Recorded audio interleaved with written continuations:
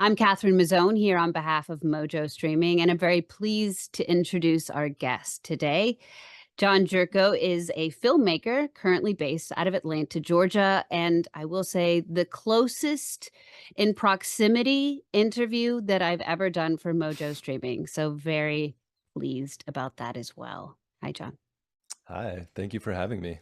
Yeah, absolutely. We're very happy to have you. And again, so close yet so far away. I know. We tried to meet in person, but life just makes things tough It's gotta sometimes. do it. It's just Yeah. gotta throw a wrench in things, but it will happen. See, it didn't work the first time, and I think there's, like, a rule where it's gotta work the second time. Yeah. So Second time's a charm. right? That's the rule. John, I'm really excited to talk to you about really anything you wanna talk about today, but specifically a film that you've been working on for 5 years now. It's finally coming into fruition pretty soon, right? You Yeah. just have several months before we're going to see your name in lights, right? So tell us give us a little bit of background first off of what you do, what your passion is, and what this film is. I know that's a loaded question, but take it with a grain of salt. Just feel your way into it. Yeah, thank you. And yeah, my background is in filmmaking. I've been kind of in every different aspect of filmmaking over the last maybe 15 years. Ended up going to Bowling Green State University in Ohio, majored in film and philosophy. Found my way out to LA for a while, doing a lot of indie films, camera work, and those types of films. And eventually made my way down to Atlanta, Georgia, where I got connected to this project, RHINO Man, which is a documentary about the Rangers over in South Africa, and it's following them as they're protecting the rhinos from poachers over there, which is has been a really intense crisis over the last more than a decade now, I think. So yeah, that's a little bit of my journey. We could dig into it more, but as you mentioned, the film Rhino Man is, we finally completed it this past year. It's been a long journey. It's been 8 years in total, 5 years since I've been a part of it, and now we're going into festivals this coming year and planning to release mid 2024. So really excited. It's been an insane journey along the way. It's taken a little bit of time to all come together, Mm, for to sure. say it lightly, right? So tell me, give me a little bit of background about, I mean, we know you love to make films. You went to school for filmmaking. And what is your interest in wildlife? Are they innately related to Mm. you? Did it just happen? Or were you drawn to conservation? Yeah, I mean, my background's definitely more on the filmmaking side. I grew up in very rural Northeast Ohio. My hometown is called Yankee Lake. It's this tiny little village that my grandfather started back in the mid 1900s. And and so I spent a lot of time just being out in nature growing up, collecting bugs and frogs and hiking through the woods.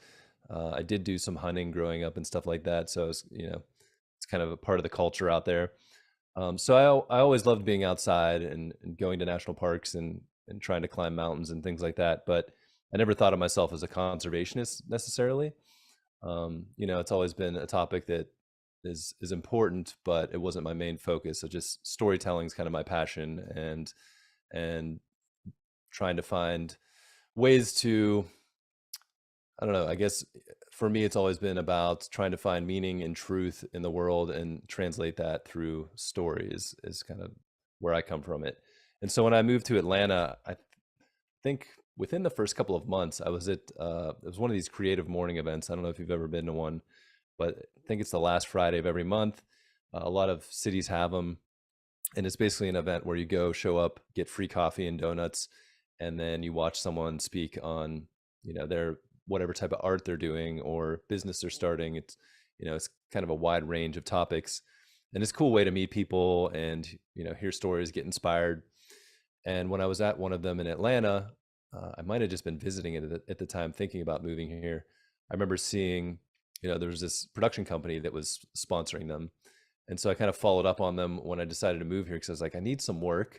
you know, Mhm. I was doing a lot of freelance stuff, but when I went on their website, I saw the original trailer for Rhino Man, and It had my now really good friend Matt was a part of it, talking about the poaching crisis in South Africa.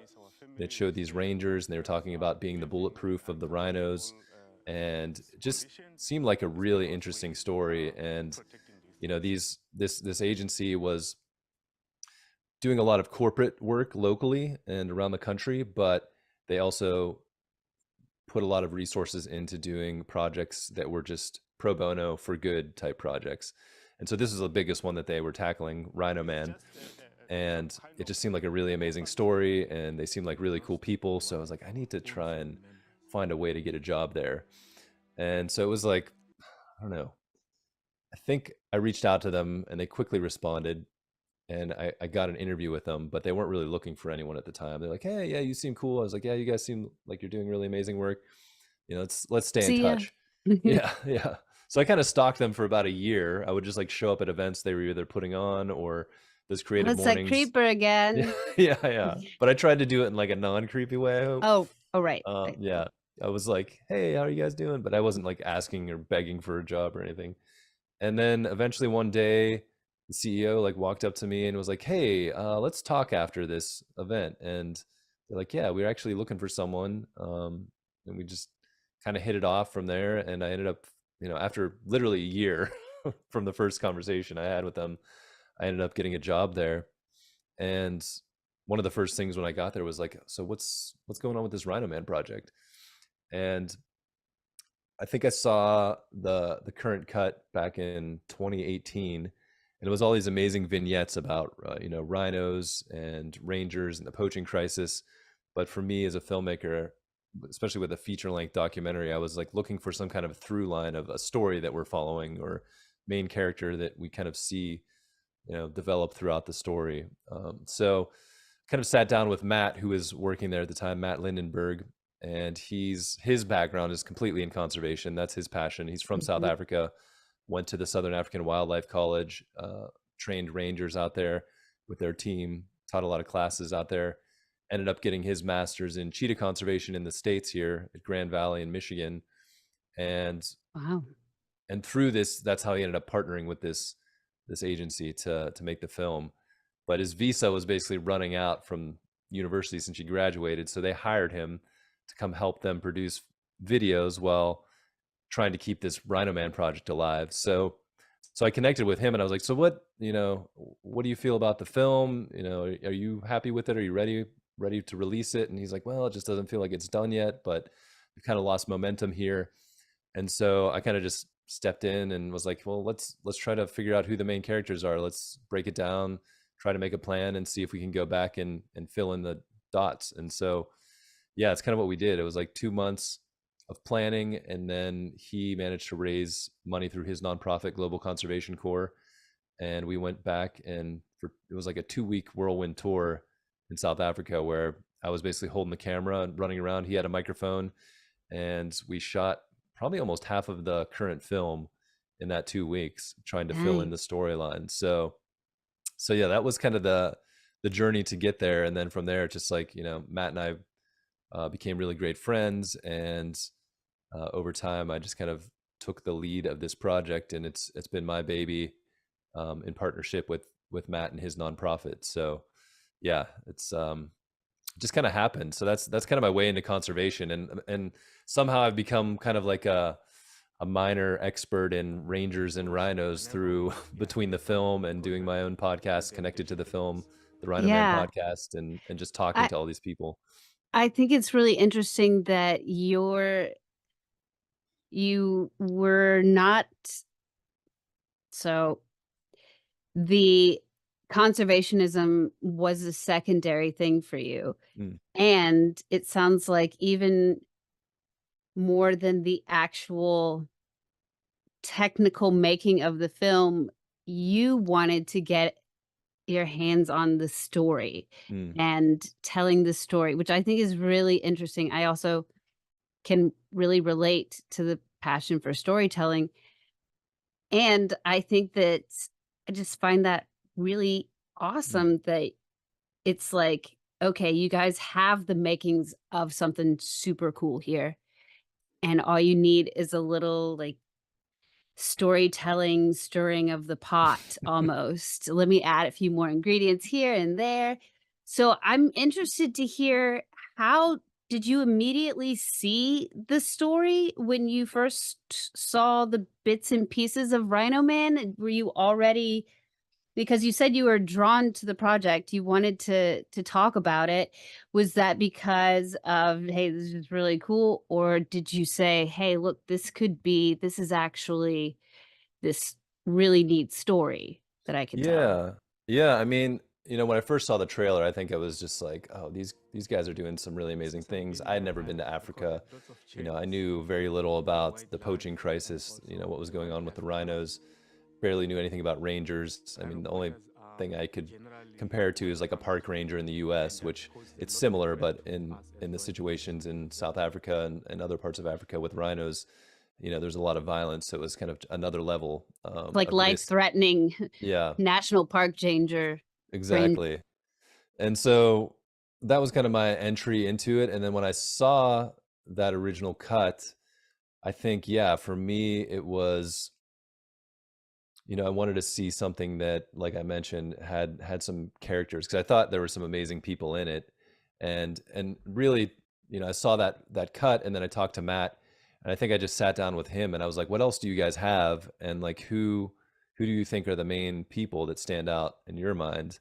And so we kind of just went back and forth, and the main characters that really stood out were Anton Mzimba, who's the main ranger we follow through this film, and then Ruben de Kock, who was a top ranger trainer in Southern Africa, around really the world. I mean, he's trained all over the place.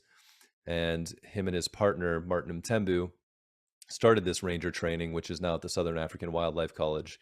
And they kind of incorporated it over time. And they're super well respected there. So it's, these two guys really stood out, and they were both already in the original cut that I saw. So I can kind of get some flavor of like who these people are and how they could weave the story together.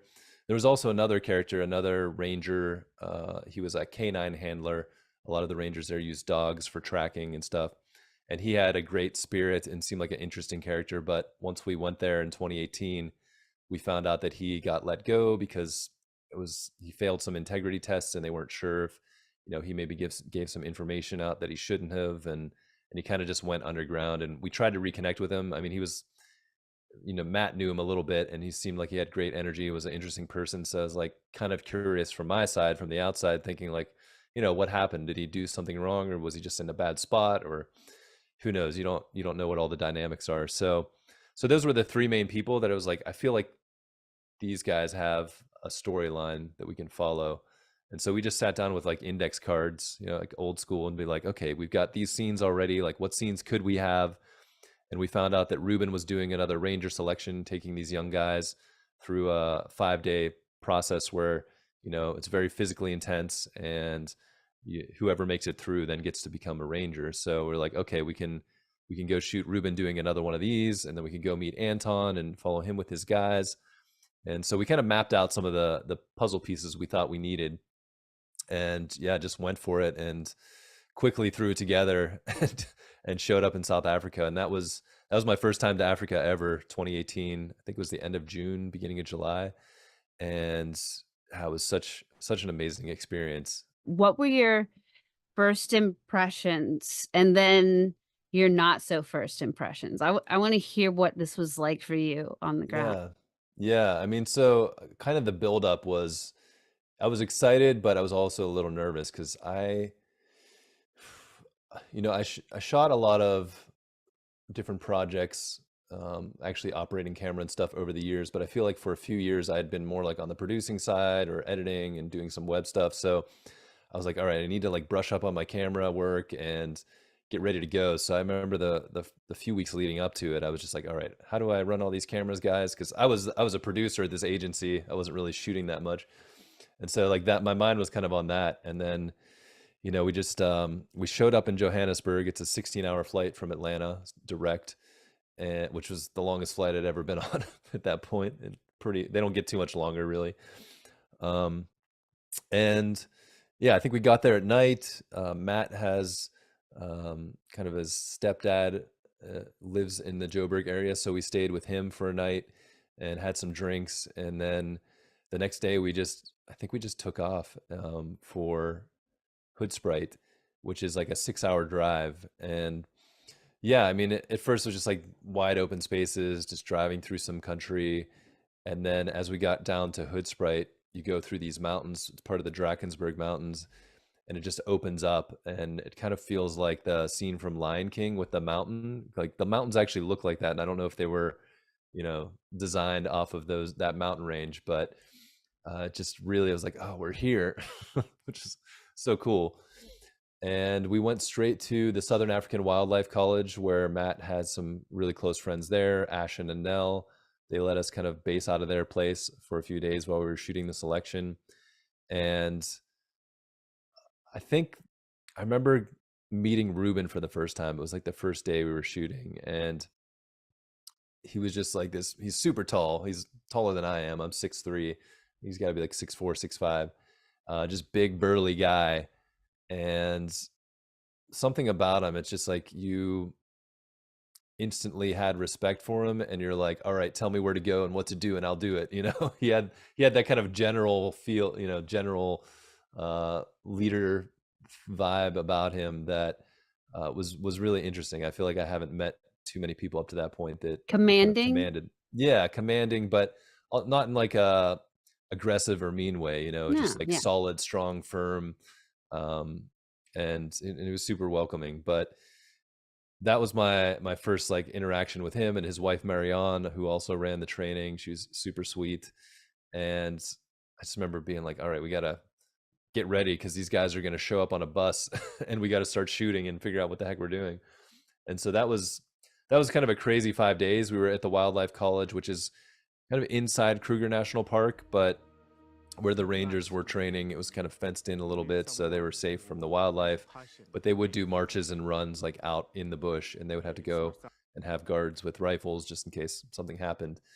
So it was just like a nonstop crazy adventure following these guys doing like tons of push-ups and pull-ups and running and being woken up every 2 hours through the night, sleep deprivation. So we did a What little bit of but that. why were they sleep depriving the guards? So, well, it wasn't the guards; it was the candidates that were training. The Yeah, but the guards, potential rangers. yeah. So I think the reasoning behind it is kind of twofold. Part of it is the job is very physical and intense, and sometimes you do hear a gunshot in the middle of the night, and you have to get up and get ready. So they were always like training you and talking about why they're doing the things as they were doing them. So it's kind of torturous, but also they're trying to educate you a little bit. Like, yeah, we're making you suffer to see who really wants this, but at the same time, we're trying to let you see Prepare how you. this applies. Yeah, and the other half is because there's so much corruption within the Ranger force. There's so many people in that area that have a lack of opportunities that tons of people will show up to any job that you post because they need them. And so I think some of the theory behind it is you really want to make it kind of tough on them so that the ones that really care about this get through, and they're passionate ones that don't just see it as a job, because so many people do need jobs.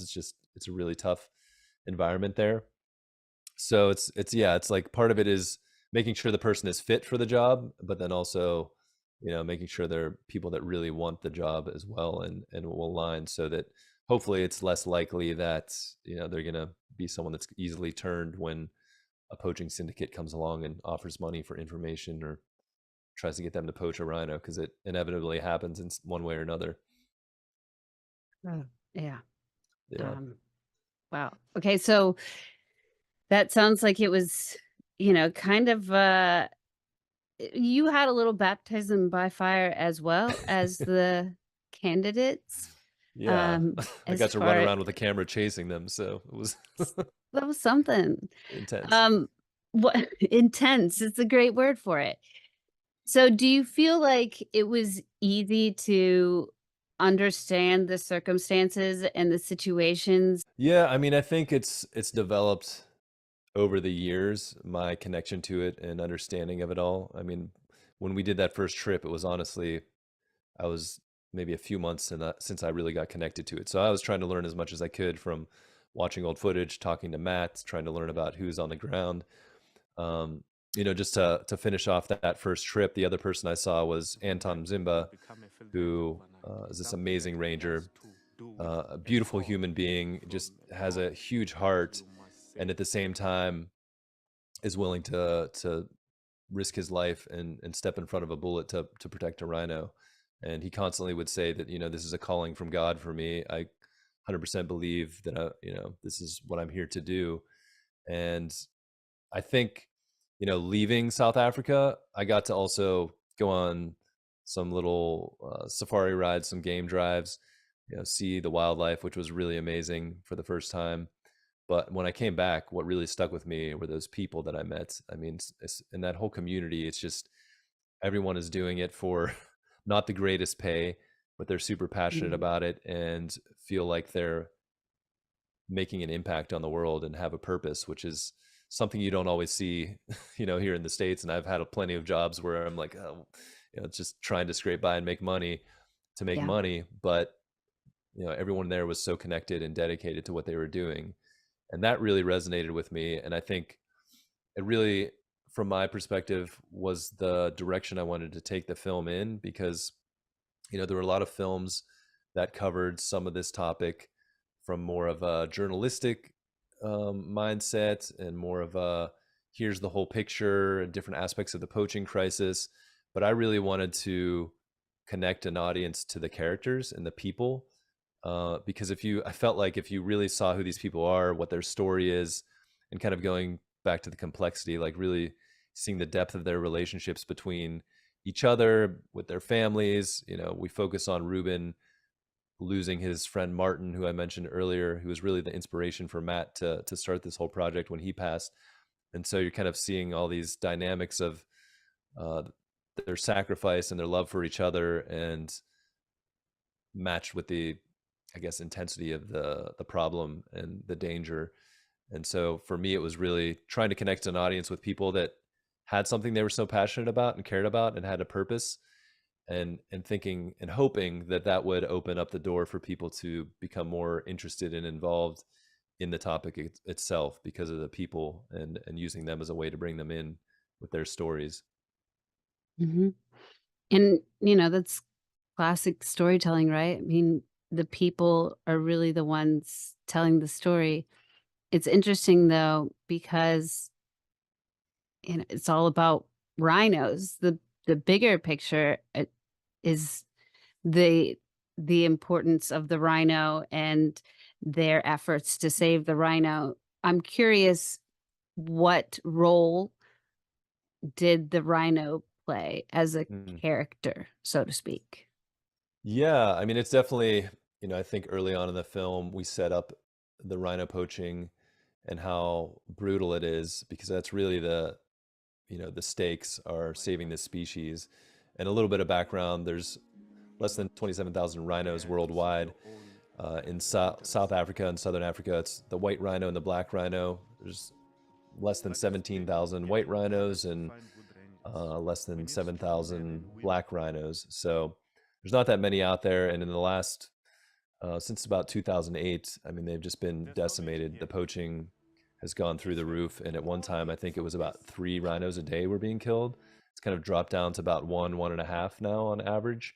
So it's still high, but hopefully things are getting better. It's just hard to tell that, one of the reasons could be there's less rhinos and it's harder to get to them too. So that could be part of the reason it's slowed down. But um, so yeah, I mean, the rhino is kind of peppered throughout the film to show like these are what they're protecting, why they're protecting them. We have a few vignettes of rhino orphanage and some of the incidents that happened there, as well as a rhino that was poached and survived. We kind of go in, and Dr. Johan Murray, who's an amazing wildlife vet, who's kind of really taken the charge in developing how to take care of poached rhinos and rehabilitate them. It really just shows how brutal these are.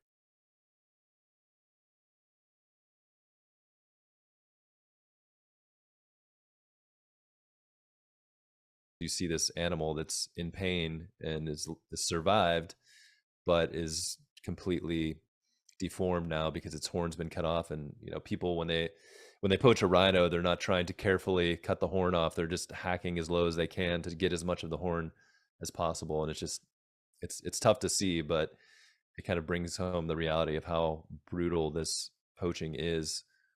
Hopefully to get across to people that, like, yeah, it's yeah, yeah. I was actually just talking to people today from Vietnam, trying to figure out how to get the film in Vietnam and China for demand reduction, because that's where a lot of the use comes from.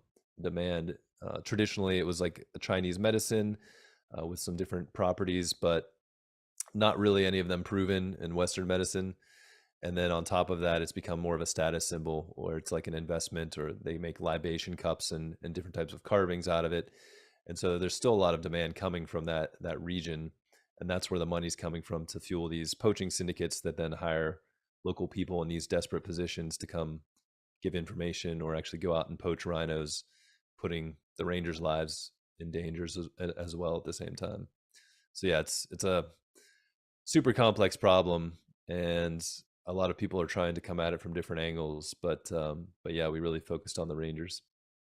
When people see this film, what do you want them to walk away with? Yeah, it's a really good question. I think for me, there's kind of two takeaways.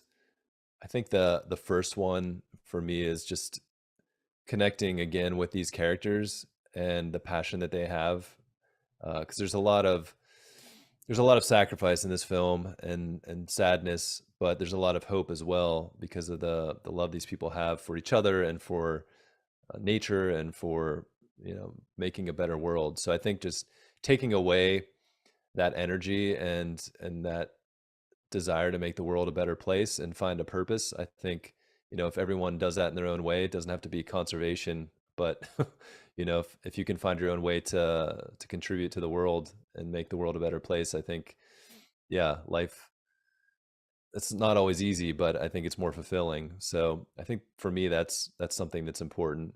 And then on the other side, hopefully people will want to support in some way. And we've created a whole social impact campaign to try to give people an avenue to support the Rangers, focusing on South Africa, but then we've partnered with the International Ranger Federation, Game Ranger Association of Africa, the European Ranger Federation, Thin Green Line Foundation, and others to really open this up to rangers around the world, and sharing stories through the podcast, but also giving people a way to donate to a campaign that will essentially create a pipeline for the next generation of rangers. Our nonprofit, Global Conservation Corps, focuses on the youth and inspiring and educating and creating pathways to conservation. And then the Southern African Wildlife, who we're also partnered with, does the training like you see in the film. And the Thin Green Line is also involved in training through Lead Ranger and taking care of fallen rangers. So kind of creating this whole way to support this next generation of rangers, because we don't have enough for the amount of protected areas we have now to really effectively protect them. And we're trying to protect 30% of the world by 2030. It's like a big global initiative, and to do that we need another, I think, 1.2 million rangers to do it effectively, which is kind of crazy. So hopefully creating some way to support that next generation and fund it to some degree. So those are the main takeaways, and just connecting with those stories and finding ways to contribute however you can. Yeah, so I would like to talk a little bit more about the nonprofit connected with the film, because you mentioned you have partners, but this Mm. is a little bit different, right? Tell us about that. Yeah, so it's a unique thing, I think, in terms of films. I feel like a lot of films partner with NGOs, but it's rare to actually have a film of this level made within a nonprofit. In some ways, I don't recommend it because it is a lot of complicated stuff you have to do on the legal side, especially if you need to raise money and things like that. But yeah, so the Global Conservation Corps is the organization that Matt Lindenberg founded back in 2015. As I mentioned, he was inspired by the loss of his mentor, Martin Tembu, who was kind of partners in the Ranger training with Ruben, and you learn about him a lot in the film. And he originally wanted to do something to continue Martin's legacy by telling and advocating the stories and work of the Rangers, who he was connected to. And so it just kind of started out as this little like Kickstarter to get this thing going and tell a couple of the Ranger stories, and then it snowballed into RHINO Man, which is kind of the original project of GCC. But over the years, through making the film and working with the Rangers, Matt had a really eye-opening conversation with Anton, who's kind of our main Ranger in the film, and Anton just broke down and said, my biggest fear isn't losing the rhinos. It's that, my children and the youth in these villages are never going to connect with the wildlife or know the wildlife. And Matt's like, like, tell me more. Like, surely your kids have been in here. You pretty much run the security for this reserve. And he's like, no, they've never been inside the reserve. They haven't seen the wildlife in person. And so it kind of opened Matt's eyes to the more long-term problem and vision for the nonprofit, because in the end, Rangers are buying us time, but it's what we do with that time that matters. And if things don't change, it's kind of just a losing battle all around. So GCC's really shifted focus to the youth, and kind of starting out with education, bringing in facilitators into schools, teaching about conservation, and then creating experiences where they could go out and actually see wildlife for the first time on a game drive. And so we have some really cool videos of like kids going out for the first time, and I've actually been on some of those drives, and it's really, really cool, and the smiles are huge, and it's so amazing, because you're like, they live a couple of miles away from all of this amazing nature, but most of them have not seen it and have been separated from it. I love and that.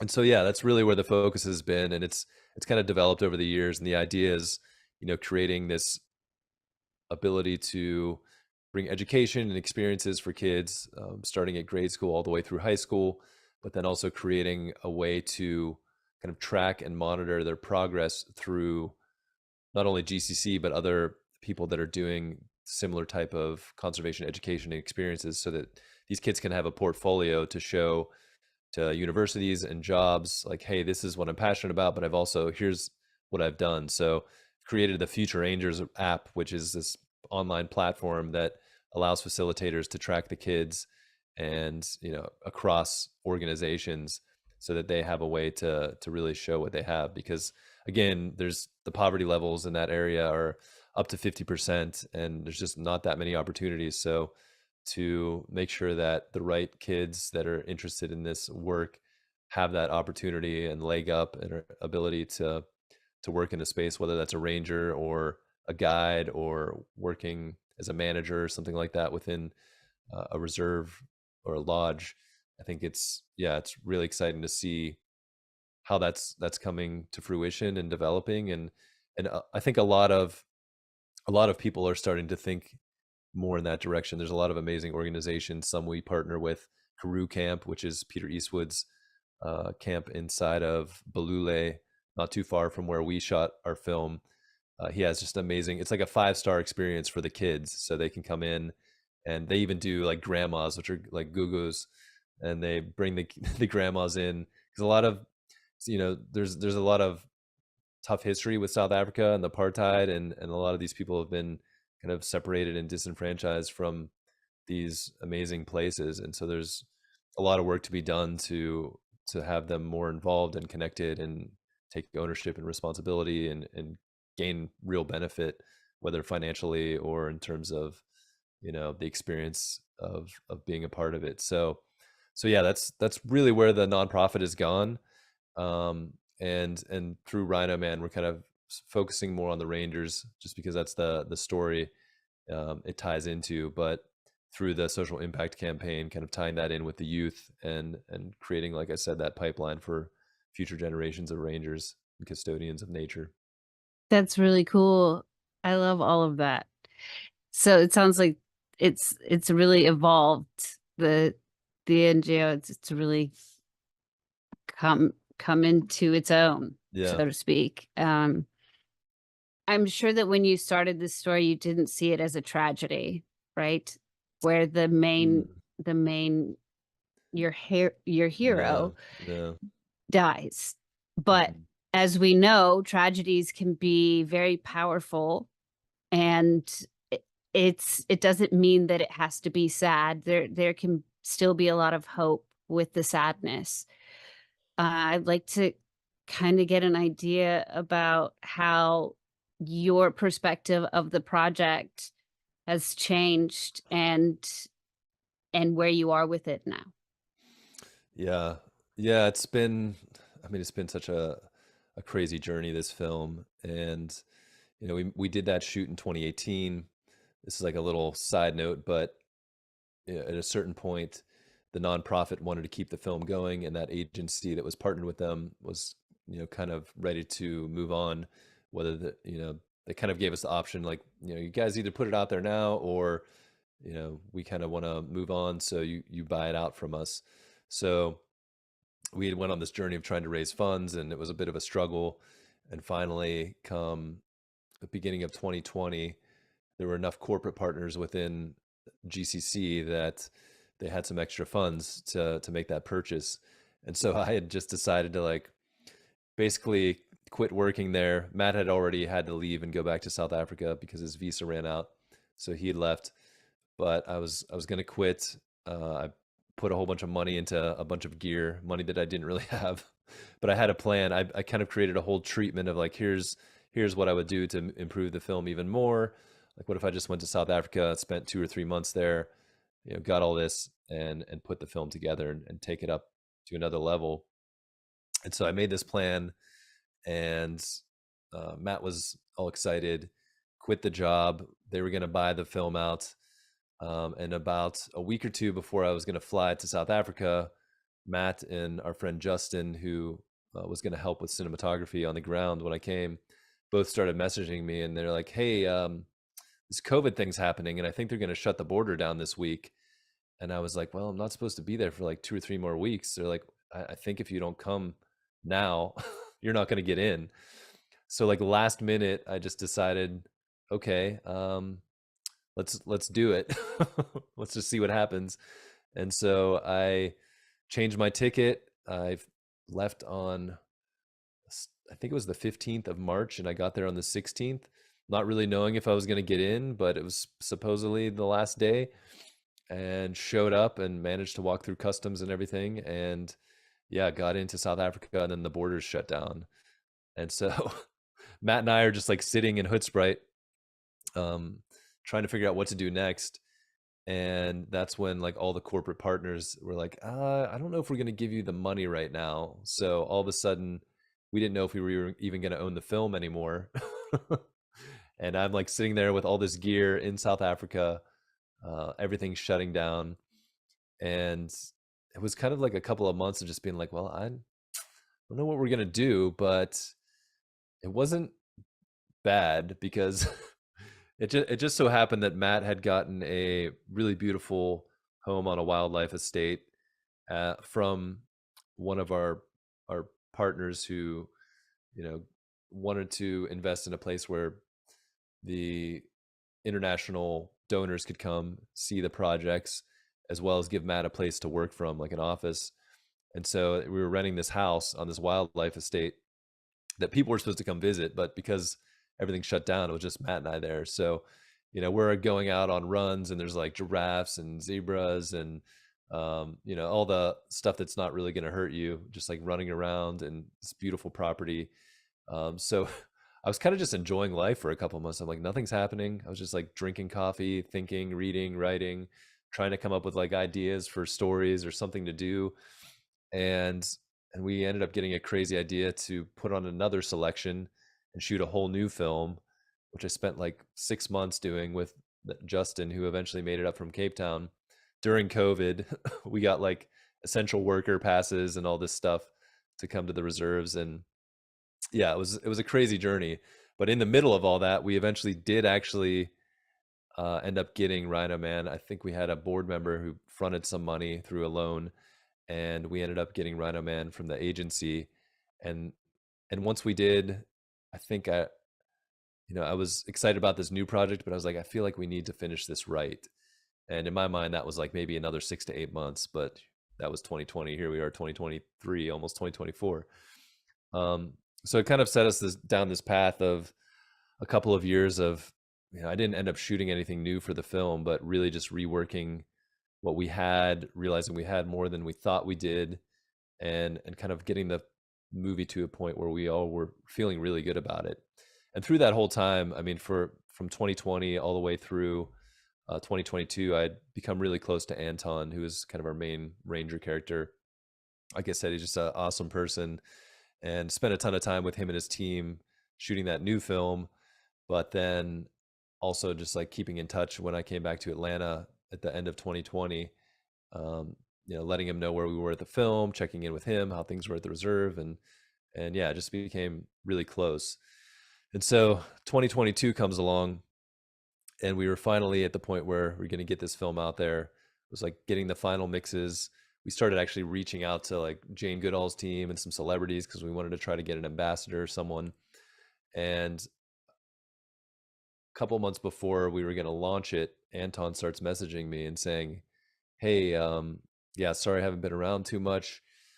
There's some guys that got hired to take me out, and I've been moving my family around from the house." He's like, "Yeah, I mean, you know, I think they were going to get paid like essentially $1,000 US a piece. These two guys are supposed to take him out." And he kind of like blew it off a little bit at first. He's like, "This stuff happens. We'll figure it out. Not too big of a deal." But then as time went on, the messages just started to get a little more worried and sad, and he was really stressing because I mean these guys were putting some major pressure on him, and he knew they were coming from him, and he was getting tipped off when to move his family, and then they would neighbors would say, yeah, they showed up, and the I think they were trying to get the police to come help him, and it was it's not the easiest situation there. Law enforcement's corrupt as well in some ways. So after a couple of months, finally things all of a sudden kind of cleared up, and he's like, I think it's okay. Things seem to be clearing up. The guys got chased off. The police put some pressure on him. Everything's going to be fine. And that kind of gets back to where we were like, just, I mean, probably 2 or 3 weeks away from the film being completely done. And I think I left a message to Anton saying, "Hey, like, looking forward to seeing you. Planning on coming in September." This was like maybe the beginning of July. And really looking forward to sharing the film with you and the team. I mean, he'd seen like a version of it, but my dream was always to be like sitting there with Ruben and Anton watching this film with everybody. And he sent me a message back, and he's like, "Yeah, I wish you were here." He's like, "A couple weeks, it's July 31st, World Ranger Day. We're gonna throw a big party here. We're gonna buy some Impala and have a good time. Wish you were here." And that was the last message I got from him. And it was the morning of the 27th. I got a call from Matt and found out that that prior night on the 26th, he was shot at his house in front of his family by these hitmen that were hired by this poaching syndicate. And yeah, that was a really, really tough time. I mean, I feel like I've processed it a lot over the last year and a half since, but um I think it's like I wanted to be there because I was in Atlanta at the time when it happened, but I knew I was just too far away, and by the time I got there, like the memorial and everything that was coming was going to be over. But it just kind of devastated me. Everyone involved could only imagine like what his family were going through at the time, and his team, and yeah, it was just it's like this type of stuff can happen, but you just never think it actually is. And especially after it seemed like they got scared off, I think everyone just kind of let their guard down, and that's what these guys apparently were waiting for. um they basically just showed up, pretended like their car was broken down, went asked for some water, and his son pointed them over to his dad, and they just walked up to him and shot him right there at the house. Shot his wife in the stomach, shot at the kids. Luckily the wife recovered fully, and she's doing well. But but yeah, it was pretty brutal. I mean, the I think the amount of desperation that's in some of those communities is so high that people are just willing to kill someone for $1,000. It's just kind of crazy. And there's so much money behind these poaching syndicates that they have that leverage to put that kind of pressure on people. And Anton was just one of those guys that was, Ruben said it best, he's incorruptible. Like, he believed 100% in his mission and what he wanted, was there to do, and no one was gonna stop him from doing it. And yeah, it's just super tragic. So I mean, that happened July 26th. He was shot. I think on the 27th or 28th. I was chatting to, we have a lot of team here in Atlanta, good friend Justin Walker and Nick Smith, who is a part of the film. We'd kind of gotten together, and Justin and I decided, we're gonna work hard with the team in South Africa to put together a fund to raise money for the kids so that they could have opportunities for education beyond, typical high school. And so we created the Anton Zimba Education Trust. It was a partnership between GCC and the Wildlife College, the Timbavati, where Anton worked, and Elephants Alive. And we ended up raising, I think, $70,000 so far for his kids. So the idea is to be able to put them through whatever education they want, and then hopefully through the trust be able to continue to put kids through conservation education in Anton's memory. So that was kind of like what I felt like I could do in the aftermath, because I just wanted to do something. So we were just creating this campaign and video and all this stuff. And then on July 31st, which was World Ranger Day, the day Anton said, "Hey, I wish you were here to celebrate with us," that ended up being his Memorial Day. And I wasn't there, but we ended up incorporating in the film. Luckily, there were enough people with phones taking video that we were able to capture quite a bit of it. But yeah, they had a beautiful ceremony with like a flyover, and pretty legendary rangers from all over the region came to pay their respects, and really, really beautiful.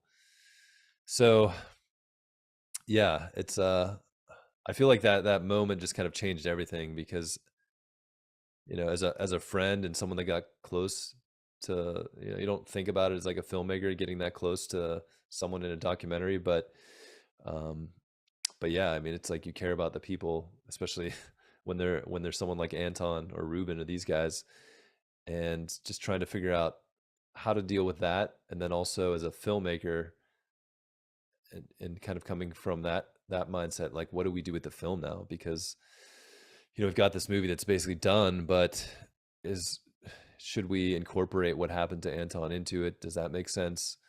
um at the same time, you're kind of questioning, like, is it wrong to do that? I don't want to be exploiting my friend's death for a film.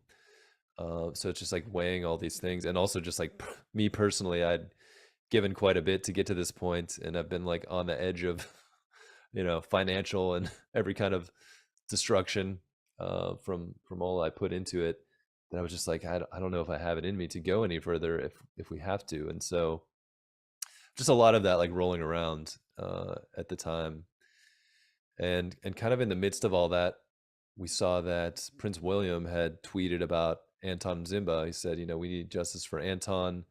Um, he's just been recently killed. These Rangers are facing these types of threats. And so we kind of found out that apparently Prince William had met Anton through like a Microsoft Teams meeting back the prior year, kind of talking about some type of new software they were creating to track illegal wildlife trade. And they wanted to talk to someone on the ground. And he was just really touched by Anton's presence, and how he talked about the subject, and who he was. And so through that, he reached out. His team saw that we had a podcast. They're like, "Hey, can we retweet this podcast?" And I was like, "Yeah, sure." But we also have a movie we've been working on for like 5-6 years at the time. And so just like over time, we ended up building this relationship with United for Wildlife, Prince William's conservation organization, and we went to their global summit maybe 2 months after Anton was killed in 2022. in London and spoke about the Rangers and Anton's story and showed some clips. And then they invited us to come to their North America chapter opening that November. We ended up doing a screening at the Timbavati in Anton's home reserve in March of this past year. And then that all culminated with a big screening with Prince William and United for Wildlife in London at the Battersea, which was a crazy experience. It was such a beautiful place, and managed to even get our parents over there to be able to experience it with us, which was really cool. And so yeah, it's been a wild journey, and I think it's been yeah, it's just been tough to grapple with that fact that all of a sudden this film has so much more exposure in life because Anton was killed. But at the same time, I think I realized I ended up doing a bit of a trip around Africa and to London when we did that event with United for Wildlife. And I reconnected with, the team and Anton's family, and we got Anton's family's blessing to carry on the film and keep moving forward. And I think through that experience, it just reminded me that, Anton had dedicated, I think to that point, 7 years of his life to this film, like 25 years to being a ranger.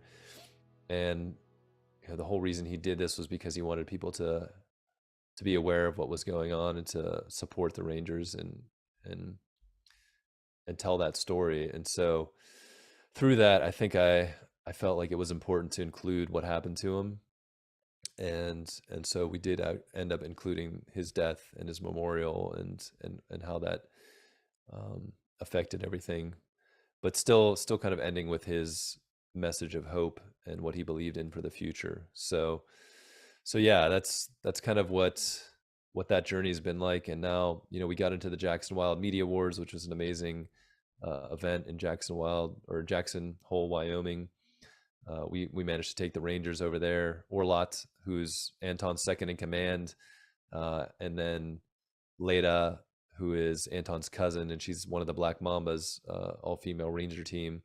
They were able to come out with Ruben and Marianne from the film and experience that event, and we did a Q&A and met a ton of amazing people and got to go to Yellowstone National Park. It's such a cool place. So yeah, I mean, that was an amazing moment, and yeah, I feel like we're kind of just poised now to really get this film out in a big way and bring everyone together through festival screenings, through we want to do a small theatrical run and release it online with a big social media activation date. So there's lots building up and coming, and it feels like, yeah, we're almost there. This thing's finally gonna have a life of its own and be out in the world for people to see and to learn from Anton and his life and what his you know sacrifice and dedication to this cause means, and also Ruben and Marianne and Martin and all the other people that were involved. It's just it's a really beautiful group of people that we managed to connect with and tell their stories, even in the midst of all the darkness and the hopelessness in some ways and the challenges. I think the light shines through and gives people hope, that if we come together and work together, we can actually make a difference. Absolutely. It's beautiful. John, thanks so much for taking the time to talk to me today. Yeah, Um, there's so much more I want to delve into as we get closer to the release of the film. we're planning on releasing it mid this year, but we've got our website, rhinomanthemovie.org, and on there I've got screenings that are popping up. We have a couple of screenings coming up in Colorado in the end of February, so kind of look for those exact dates. And then on social media at Rhino Man the Movie, Instagram is probably the most active. Trying to put more out this year as we go forward. And then if you get interested in the story, I mean, I've interviewed so many people that are either in the film, connected to the film, or connected to the cause through the Rhino Man podcast, and that's on all the platforms too. So lots of ways to kind of get into the story. There's the interview with Anton's on there, so you can go back and listen to that one. So yeah, follow along and uh, keep posted, because we'll be talking more about the release as it comes. Absolutely. And if people do want to help, and they want to help maybe Anton's team or his family, how can they do that? Yeah, so there's a couple ways, that social impact campaign, we're still developing it, but you can technically donate to it now. If you go to rhinomanthemovie.org, there's like a take action button. There's also, I think there's the website's still live, but Anton Mzimba, which is MZIMBA, .com. There's, some more information about Anton on there, and I think there's a link to donate to Amet, which is the trust that I was talking about that helps his family and the kids. Mhm. So you can do that as well. There's also a petition. I think there's some links in our link tree link on Instagram, and there's a petition that people can sign if they want to, help try to bring justice for Anton, because there's still, the case still hasn't really moved. No one's been caught. No one's been prosecuted. There's still a lot to do on that side. So trying to put as much pressure as we can in different ways on those groups. So yeah, lots of ways to get involved. Awesome.